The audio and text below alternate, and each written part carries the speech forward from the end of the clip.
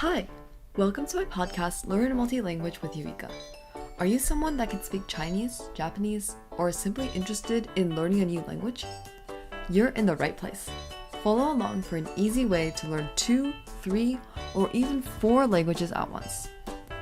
Hi, welcome to the 3rd episode of Learn Multi-Language with Eureka.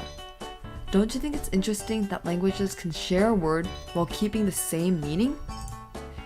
Today, let's explore some characters that have this quality in Japanese and Chinese.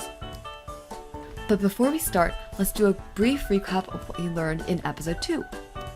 If you haven't watched that, go ahead and click the link above. Do you remember the words from last episode? That's right, we learned about 含义 and 汉译. If you recall the images, 含义 is the meaning or implication of something. That's the Chinese word. And 汉译 is the scope or range. The right is the Japanese word. Are you good at detecting the 含义 or meaning or hidden implication of a sentence or social situation? Personally, I have to work on that. What other things did we learn? That's right. We learned about homophones across Japanese and Chinese. Some include copy, copy, and copy. Now let's get into the meat of the video. Today, we're going to be talking about words that have the same exact shape and have similar meanings in Japanese and Chinese. So first up, we have chair. In Chinese, that's 椅子, and in Japanese, that's 椅子. Don't you think those two words are awfully similar to each other? They sound similar, they're exactly the same kanji. Now we have animals. On the left, there's 犬 for Chinese, and on the right, there's 犬 for Japanese. Remember what I said about these words being similar in pronunciation? This one is a little bit different. Wonder why? That's because 1,000 years ago, Chinese characters were quote-unquote imported into Japan because they wanted to imitate a more advanced language script. Basically, the Japanese people wanted to have a more advanced script, so they used the Chinese characters as part of their language.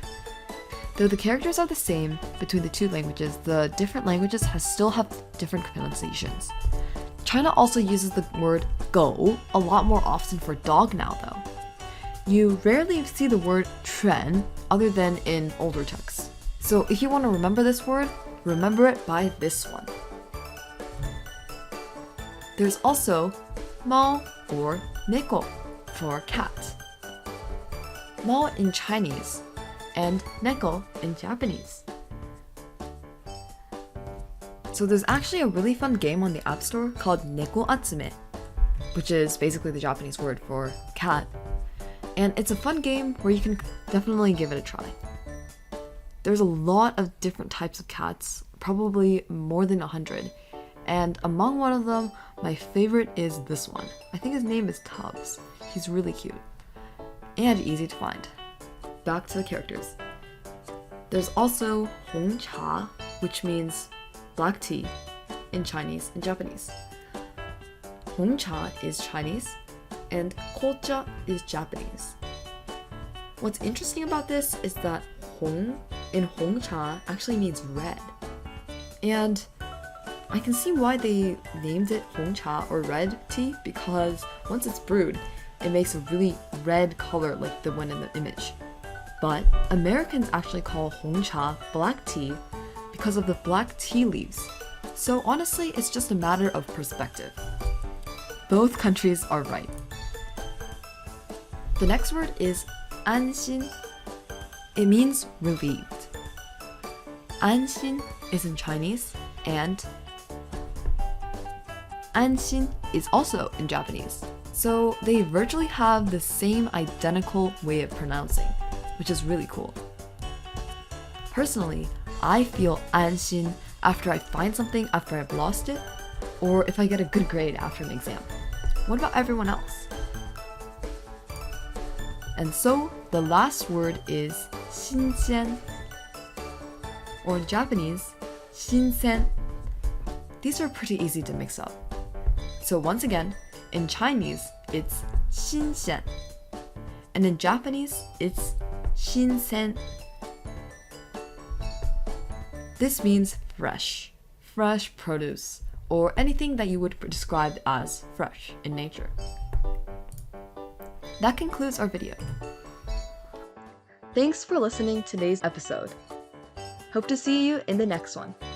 Find me on Spotify, Apple Music, YouTube, and on my website. Thanks for listening.